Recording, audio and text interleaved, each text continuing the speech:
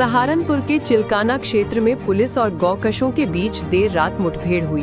ढोली खाल का कुख्यात हिस्ट्री शीटर उस्मान उर्फ मानी पैर में गोली लगने से घायल होकर गिरफ्तार हुआ। उसके पास से तमंचा, कारतूस, गौकशी उपकरण और एक जिंदा गोवंश बरामद हुआ। उसका साथी अंधेरे में फरार हो गया। आरोपी पर गौकशी, एनडीपीएस, चोरी और आर्म्स एक्ट सहित करीब 1.5 दर्जन मुकदमे दर्ज हैं। पुलिस फरार आरोपी की तलाश में लगातार कॉम्बिंग कर रही है। आज दिनांक 7/4/2026 को रात 10:15 बजे थाना चिलकाना पुलिस ग्राम बुड्ढाखड़ के पास गश्त पर चेकिंग में मामूल की तभी जरिए मुख्य सूचना मिली कि 2 व्यक्ति एक गौवंश को गौकशी करने के इरादे से संगमोड़ जाने वाले रास्ते पर ग्राम परागपुर के पास आम के बाग में लेकर गए हैं। इस सूचना पर थाना चिलकाना पुलिस तत्काल मौके पर पहुंची तथा दोनों व्यक्तियों को ललकारा तो उन व्यक्तियों द्वारा पुलिस पार्टी पर जान से मारने की कार्रवाई की गई। पुलिस द्वारा की गई आत्मरक्षा कार्य में एक व्यक्ति घायल होकर गिर पड़ा था, दूसरा व्यक्ति अंधेरे का फायदा उठाकर हो गया। घायल व्यक्ति का नाम उस्मान उर्फ मानी उर्फ नानी, निवासी कोमल कॉलोनी, थाना कुतुब से, हाल निवासी ग्राम बुड्ढाखड़ा, थाना चिलकाना है। जानकारी करने पता चला ये व्यक्ति थाना कुतुब से का सक्रिय परिचित एचएस है तथा इसके विरुद्ध 1.5 दर्जन मुकदमे आर्म्स एक्ट, गौकशी तथा एनडीपीएस में पंजीकृत हैं। घायल व्यक्ति को इलाज हेतु सीएससी चिलकाना रवाना किया गया। मौके से एक गौवंश, गौकशी उपकरण, एक तमंचा 315 बोर, 2 जिंदा व 2 गोका कारतूस बरामद हुए हैं। पुलिस पार्टी द्वारा अभियुक्तों के विरुद्ध सुसंगत धाराओं में अभियुक्त पंजीकृत कर सुबह माननीय न्यायालय में पेश किया। जनपद सहारनपुर के बेहट क्षेत्र के ग्राम फरकपुर में सरकारी जमीन पर अवैध कब्जे का बड़ा मामला सामने आया है, जहां गांव की भूमियों, नालों और खाद के गड्ढों तक को नहीं छोड़ा गया। आरोप है कि गांव के कुछ दबंग लोगों ने सरकारी जमीन पर कब्जा कर लिया, जिससे गांव की जल निकासी पूरी तरह ठप हो गई है। आज हुई बारिश ने पूरे मामले की सच्चाई उजागर कर दी। नारे बंद होने के कारण गांव का सारा गंदा पानी सड़कों पर भर गया और पूरे गांव का रास्ता पूरी तरह से ठप हो गया। लोगों का घरों से निकलना मुश्किल हो गया है। बच्चों और बुजुर्गों को भारी परेशानी का सामना करना पड़ रहा है। जगह जगह जल भराव और बदबू से हालात बदतर हो चुके हैं। संक्रमण और बीमारियों का खतरा लगातार बढ़ रहा है, लेकिन जिम्मेदार अधिकारी अब भी खामोश है।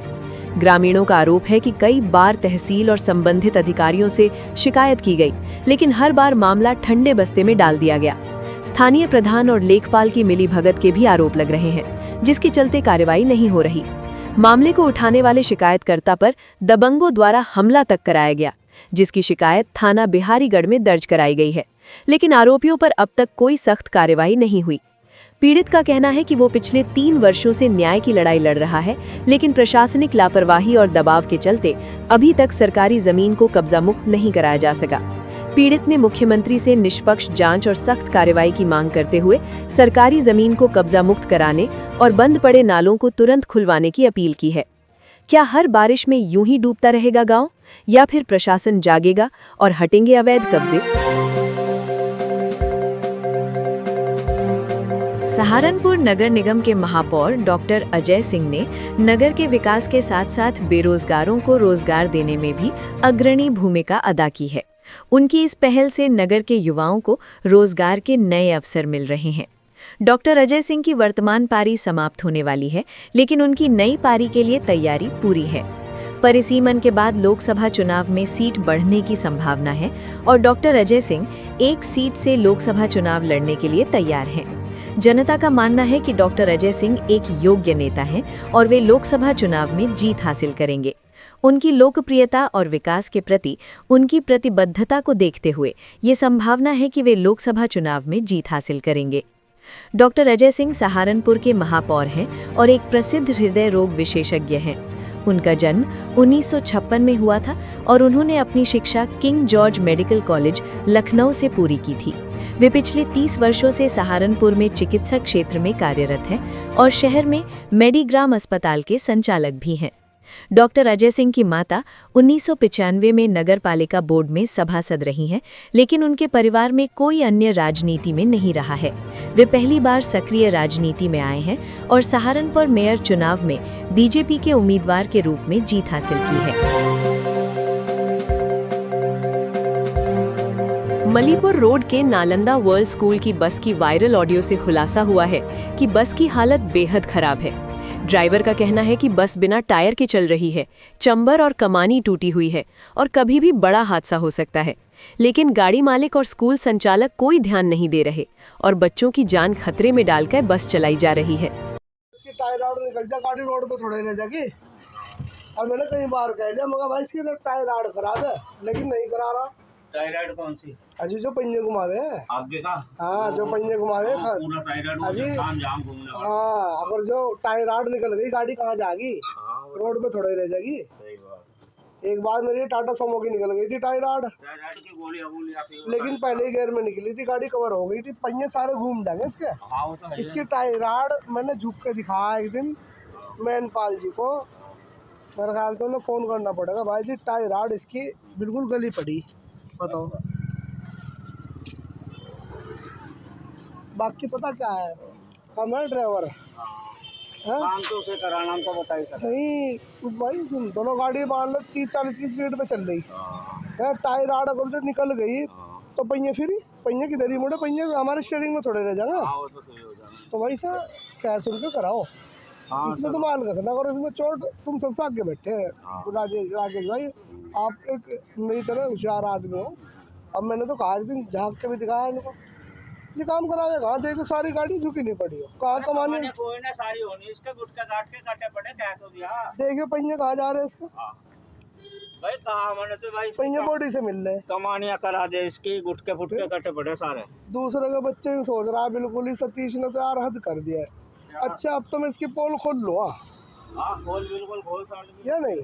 अब मुझे थोड़े मैं इसकी गाड़ी चला रहा तो फाइनली स्कूल की चला रहा।